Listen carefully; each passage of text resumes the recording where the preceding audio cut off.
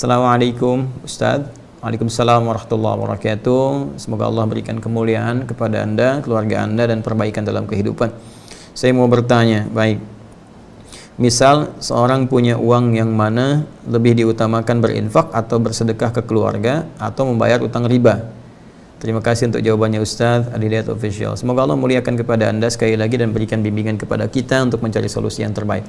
Pertanyaan singkatnya, kalau kita punya uang, rizki yang Allah titipkan kepada kita, mana yang didahulukan, membayar utang ya dari hasil riba atau kita bersedekah ya atau berinfak ke keluarga? Teman-teman, ini sudah masuk fikih aulawiyah. Aulawiyah itu yang paling prioritas ya di antara 2 atau 3 hal atau bahkan lebih yang ada di hadapan kita. Jadi program-program kehidupan ini apa, yang paling prioritas yang mana, itu masuk dalam fikih aulawiyah. Dalam hal ini kita akan lihat bahwa membayar utang itu hukumnya wajib.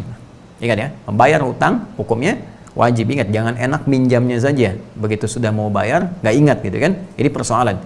Jadi kita siapkan baik-baik, pahami hukumnya. Membayar utang itu hukumnya apa?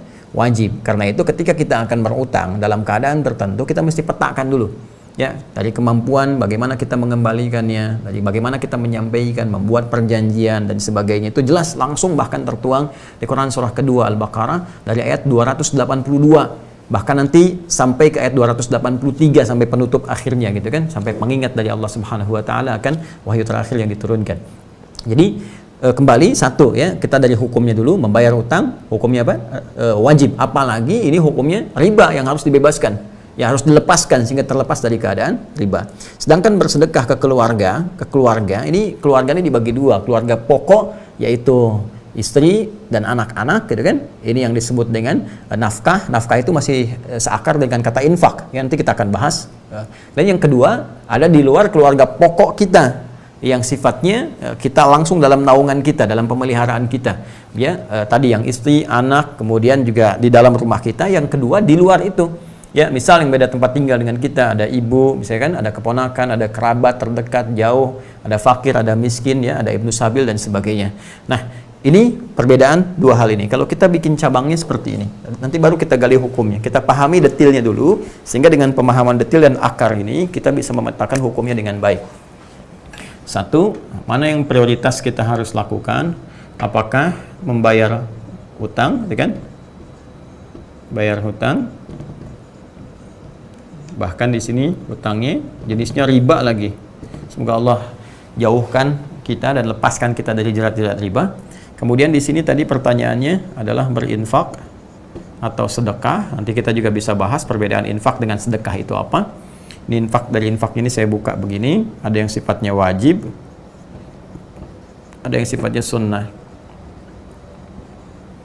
Nah, sekarang perhatikan baik-baik teman-teman sekalian. Kalau kita melihat hukum bayar hutang, ini sudah hukumnya wajib, wajib dibayar. Awas, hati-hati ya, hati-hati ya teman-teman sekalian. Bayar utang hukumnya wajib. Berutang itu dalam konteks yang dibenarkan, dalam konteks dibenarkan, bukan riba, itu kan ada kebutuhan, itu mubah hukumnya. Bahkan kalau ada terkait dengan sifat-sifat kebaikan, hajat hidup dan sebagainya, itu bisa naik kadarnya dari wajib ke sunnah gitu kan, bahkan mohon maaf, dari mubah ke sunnah bahkan ke wajib dalam konteks-konteks tertentu yang memang berkaitan dengan hajat kehidupan ya, untuk melindungi jiwa atau nyawa. Tapi ingat, untuk membayar nggak ada turunan, dasar hukumnya wajib untuk mengembalikannya. Jadi kita temukan dulu, bayar hutang hukumnya wajib, apalagi melepaskan diri dari riba, yang riba ini sangat dilarang oleh Allah Subhanahu wa taala dengan redaksi yang sangat tegas. Maka kewajibannya jadi meningkat ya kan? Kewajibannya jadi meningkat. Sedangkan infak ya, dengan sedekah. Sedekah ini nama umum. Saya tuliskan dulu begini, sedekah.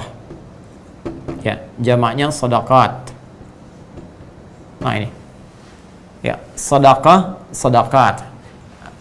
Dari akar kata infinitif kata kerja yang pertamanya dari kata sedekah, sesuatu yang benar. Sedekah membenarkan, tasdiq pembenaran, siddiq orang yang punya sifat senantiasa membenarkan pada kebaikan.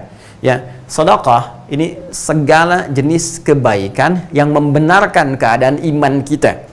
Sehingga dalam fikih disebut kullu ma'rufin sedekah. Semua jenis kebaikan itu yang didasarkan pada nilai iman untuk membenarkan keadaan iman kita, itu disebut dengan sedekah. Jelas ya? Karena seseorang kalau telah beriman, maka imannya perlu dibuktikan. Apa pembuktian dari iman itu? Perbuatan baik. Karena orang yang punya iman, nanti imannya akan memancarkan cahaya kebaikan pada seluruh elemen tubuhnya. Jadi ketika iman masuk ke dalam mata cahayanya, maka mata akan dibimbing untuk melihat segala yang baik. Iman masuk ke dalam telinga, maka telinga akan dibimbing untuk mendengar yang baik-baik. Demikian ke lisan, ke tangan, sampai ke ujung kaki. Nah, ketika semua ini berbuat dalam bimbingan iman tadi yang membenarkan ada iman dalam diri kita, dibenarkan oleh perilakunya, maka pembenaran perilaku terhadap keadaan iman itu disebut dengan sedekah namanya. Ya, perbuatannya sifatnya disebut dengan sedekah. Jadi kenapa disebut dengan sedekah? Karena terjadi perbuatan-perbuatan baik yang membenarkan keadaan imannya. Karena itu dalam kaidah fikih disebutkan kullu ma'rufin sedekah. Setiap jenis kebaikan yang bersumber dari iman seseorang itu disebut dengan sedekah. Jika perbuatannya bukan cuma 1, 2, 3, 4, 5 banyak, maka dijamakkan jadi sedekah. Ya, di sedekah ini nama umum. Salat itu masuk sedekah karena perbuatan baik membenarkan iman kita. Karena salat dibuka dengan kalimat iman, alladzina yu'minuna bil ghaib wa yuqimunas shalah. Zakat sedekah, ya, sedekah. Kenapa? Karena dengan berzakat membenarkan perintah iman yang disampaikan oleh Allah kepada kita. Wa aqimus shalah wa atuz zakah, dirikan salat, tunaikan zakat. Ketika berzakat itu sedekah. Makanya perintahnya kata Allah, khudz min amwalihim sadaqah. Ambil dari harta mereka yang telah masuk nisabnya, masuk haulnya, ambil dari harta mereka sedekah untuk zakat. Di zakat dinamakan dengan sedekah langsung dalam Al-Qur'an. Ya, tutahhiruhum wa tuzakkihim biha. Bahkan ketika dikeluarkan, yang nerima kan 8 golongan. Jadi ketika kita punya harta diberikan, makin banyak yang nerima, sedekahnya dijamakkan jadi sedekah. Buka Quran surah 9 At-Taubah di ayat ke-60. Innamas shadaqatu. Sungguh zakat itu, kenapa kok perbuatannya zakat tapi dinamakan pembagiannya dengan sedekah? Karena dia membenarkan keadaan iman dan mengandung nilai-nilai kebaikan yang banyak bagi beberapa kalangan, yaitu 8 golongan utama. Innamas shadaqatu lil fuqara wal masakin wal 'amilina 'alaiha wal mu'allafati qulubuhum wa fir riqab wal gharimin wa fi sabilillah wa ibnis sabil. 8 golongan. Ya, karena banyak maka disebut dengan apa? Sedekah. Termasuk infak pun ini bagian dari sedekah. Jadi sedekah itu nama umum. Ya, sedekah nama apa? Nama umum. Pemberian materi dari segi materi sifatnya, ya. Materi, bukan ide, bukan apa. Jadi nggak ada infak ide. Ya, ya, semacam singkatan infak itu disingkat dengan nafkah, dari nafkah. Ini kan dari anfaqa yunfiqu. Ya, orang kita menyikat dengan nafkah. Ya, nafkah itu dari kata infak asalnya. Ya, nafkah. Nah, nafkah itu pemberian, teman-teman sekalian. Itu suka ada yang mengatakan kan ini ya, nafkah batin, nafkah zahir. Sebenarnya kalau dalam istilah kita ambil ke hukum syariat, nafkah batin tuh nggak ada karena sifatnya bukan pemberian materi gitu kan. Jadi ada nafkah zahir, nafkah hal-hal materi yang diberikan. Nah, dalam konteks infak ini dia dibagi dua karena pertanyaan Anda tadi jenis sedekahnya infak. Pertama adalah infak wajib yang diberikan kepada anggota keluarga pokok yang dalam naungan, ya. Baik naungan tanggung jawab dia dalam keseharian, untuk makannya, untuk kehidupannya, sandangnya, pangannya, papannya, dan sebagainya. Ini disebutkan di Quran, surah keempat, An-Nisa, ya, di ayat ke-34, di mushaf standar paling kiri sebelah atas. Ya, Allah berfirman, "Ar-rijalu qawwamuna 'alan nisa bima faddalallahu ba'dahum 'ala ba'din wa bima anfaqu min amwalihim." Itu ayatnya. Ya, para lelaki, para suami diberikan oleh Allah Subhanahu wa taala kelebihan terhadap istrinya dalam bagian tertentu. Nanti istri pun diberikan oleh Allah pada bagian yang lain untuk saling melengkapi. Nah, ada beberapa bagian yang memang perangkatnya didesain untuk laki-laki saja. Jadi jangan diambil oleh perempuan, ini bisa tertukar, berbahaya nantinya. Pun demikian ada nanti kelebihan diberikan pada perempuan yang laki-laki nggak bisa memegang itu. Ya, apa di antara perangkat yang diberikan kepada laki-laki? Kata Allah, jiwa kepemimpinan untuk memimpin dalam kehidupan rumah tangga. Maka nanti ada kewibawaannya, mungkin sifat tegasnya dan sebagainya dimiliki laki-laki. Nah, jadi jangan diambil peran itu. Nah, jadi jangan sampai ada istilah misalnya istri pemberani dan para suami takut istri misalnya. Itu tidak dibenarkan dalam keadaan demikian. Sehingga jangan sampai terjadi lagi ada kisah, walaupun mungkin kisah ini hanya canda-canda saja, tapi nampaknya tidak tepat untuk dijadikan proses dalam beraktivitas dalam kehidupan berkeluarga. Ya, siapa di tempat ini yang takut sama istrinya, ambil sebelah kanan, kata Pak RT. Yang tidak takut, ambil sebelah kiri. Maka semua ke kanan. Ya, semua ke kanan. Cuman satu orang yang ke kiri, gitu kan? RT-nya bingung, karena RT pun takut juga sama istrinya. Dia di kanan gitu kan. Dia tanya sama orang ini, kamu berani sama istri kamu? Karena di tempat itu terkenal hampir semua takut sama istri. Kata dia, kenapa kamu ke kanan? Kamu berani? Nggak takut sama istri? Saya nggak tahu Pak, saya cuma disuruh istri saya ke kiri.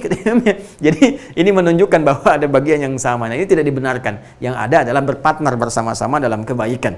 Ya, nah ini menata dalam kehidupan rumah tangga, suami jadi nakhoda, tapi juga tidak bisa otoriter. Ya, ada bagian-bagian tertentu berdiskusi, mengambil pendapat bersama-sama dan memutuskan dan menjadi juru bicara dalam keluarga pada suaminya. Yang kedua, wabima anfaqu min amwalihim, diberikan oleh Allah perangkat. Ya, perangkat yang sangat spesifik untuk mencari nafkah. Ini dia. Infak yang dalam bahasa kita disebut nafkah. Nafkah untuk keluarga, ini yang disebut dengan nafkah wajib ini. Ya, keluarga. Nanti diberikan perangkatnya pada setiap suami laki-laki. Bedanya apa nanti dengan perempuan yang bekerja misalnya? Nah, laki-laki ini sifatnya mengikat, wajib dia. Ya, diberikan perangkat oleh Allah sepanjang punya kemampuan, kan? Kemudian fisik baik, tidak ada kendala, nggak ada uzur yang lain, dia beraktivitas. Dan setiap dia bekerja, tetes keringatnya, Allah berikan dia rizki. Rizki ini, berapapun yang dia dapatkan, akan dicukupkan untuk jumlah keluarganya. Bisa keluarganya ada 5 bahkan. Walaupun dapatnya cuma 500.000 misalnya, ya per bulan, ini Allah cukupkan. Bahkan dikirim tidak dari sisi yang lain kalau dia beramal soleh dengan baik. Mungkin kesan kita dikirim oleh tetangga, atau ada yang lainnya, atau ada traktir, atau ada bonus. Ini bagian dari yang Allah berikan, dari ikhtiar yang dikerjakan. Ini cukup untuk 5 orang ini. Ya, beda dengan kasusnya kalau istri bisa yang bekerja. Hati-hati ya, hati-hati nih. Istri sepanjang ada kebutuhan, kewajiban yang melekat pada dia di rumah tangganya, maka kewajiban didahulukan. Dan suami yang bekerja. Tidak diperkenankan dia bekerja di luar yang mengabaikan tugas utama kewajibannya di rumah. Memberikan ASI kepada anak itu bagian dari kewajiban istri. Kan menyiapkan kebutuhan-kebutuhan suami yang sangat penting untuk kewajiban dia, itu juga bagian dari kewajiban istri. Jadi jangan sampai dia bekerja keluar, ini diabaikan. Sehingga terjadilah kekacauan dalam rumah tangganya. Anda itu kan nyari rezeki di luar untuk memperbaiki rezeki di dalam. Untuk apa Anda nyari harta banyak-banyak di luar kalau yang di rumah aja rusak? Gak ada perhatian, gak ada kasih sayang, gak ada perhatian dan sebagainya. Ya, karena itu teman-teman sekalian, ini yang wajib nanti yang dikerjakan oleh laki-laki.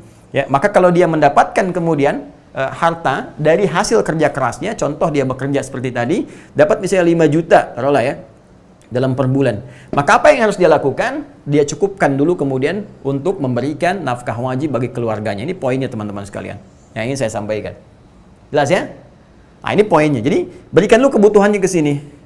Cukupkan. Untuk kebutuhan ini apa? Kemudian ini seperti apa dan sebagainya. Taruhlah yang terpakai misalnya ada 3 juta rupiah kan? Nah, maka ada lebihnya 2 juta. 2 juta ini dihadapkanlah kemudian pada satu keadaan. Keadaan ada kewajiban nih hukumnya untuk membayar utang ini, lalu ada keinginan untuk berinfak. Nah, pada aspek yang ini, yang sunnah. Mana di antara yang sunnah ini? Misal, ada di Quran surah kedua Al-Baqarah, yang spesifik deh. Di ayat yang 215, untuk yang ini ya. Ini.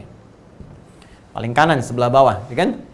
Yas'alunaka madza yunfiqun. Mereka banyak bertanya kepadamu Muhammad sallallahu alaihi wasallam tentang apa dan siapa dalam konteks berinfak. Apa yang harus diinfakkan kepada siapa kalau kita punya untuk infak itu dalam konteks infak yang sunnah. Qul ma anfaqtu min khair. Katakan kalau kalian mau infak, pertama yang diinfakkan itu mesti dari yang baik-baik. Ya, cara didapatkannya mesti baik. Hati-hati, jangan sampai hasil korupsi dipakai infak. Hati-hati nih.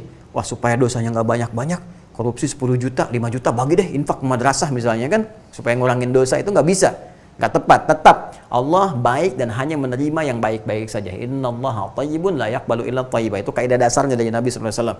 Allah adalah maha baik dan tidak menerima kecuali dari yang baik-baik. Hati-hati ya, termasuk nih yang potong-potong video tanpa izin misalnya dan sebagainya, bikin sesuatu supaya banyak terus dapat penghasilan, itu nggak baik. Ya, itu nggak baik karena ada bagian-bagian tertentu yang harus dipenuhi dalam unsur kehidupan. Nah, kalau sudah dapat dengan cara yang halal, yang baik pun, maka cari yang terbaik untuk infak. Misalnya kita punya anggaran 10.000, gitu kan? Pengen beli makanan, cari makanan yang baik. Pengen beli mainan, cari mainan yang baik. Pengen beli pakaian yang terbaik dengan jumlah uang yang kita miliki itu. Sifatnya yang terbaik. Atau bahkan pengen ngasih kotak infak besok Jumatan, maka kualitas uang pun yang berikan harus baik yang dimasukin. Jangan sampai yang kata orang India itu the kill of the kumal gitu kan, yang lecek itu yang dimasukin, yang keras-keras, yang bagus itu yang disimpan di dompet. Nah, perhatikan, ada dompet akhirat, dompet dunia. Maka pilih yang terbaik untuk akhirat Anda. Nah, karena itu teman-teman sekalian, untuk kesini, ketika memberikan yang terbaik, kata Allah nih, di antara yang harus Anda berikan, lil walidain, orang tua, gitu kan. Nah, ini masuk kepada infak sunnah. Ya, kemudian siapa lagi? Wal aqrabin, kerabat, ya kan? Wal yatama, anak yatim. wal masakin, orang miskin, wabnis sabil, ya kan? Dan ibnu sabil yang kehabisan bekal di perjalanan. Ini silahkan. Ini sifatnya sunnah. Tapi sangat ditekankan bagian-bagian ini orang tua, ya kan? Kita berbagi dapat berapa, sisihkan setiap bulan kita berikan dalam kebaikan. Nanti akan memberikan dampak positif kepada kita. Nah, kalau ini bertemu dengan kewajiban ini, karena ini sunnah, ini wajib, maka ini yang didahulukan sifatnya. Kecuali kalau ada hal yang mendesak di sini, orang tua sangat butuh misalnya, ya ada 1 juta kita bagi 2, kan?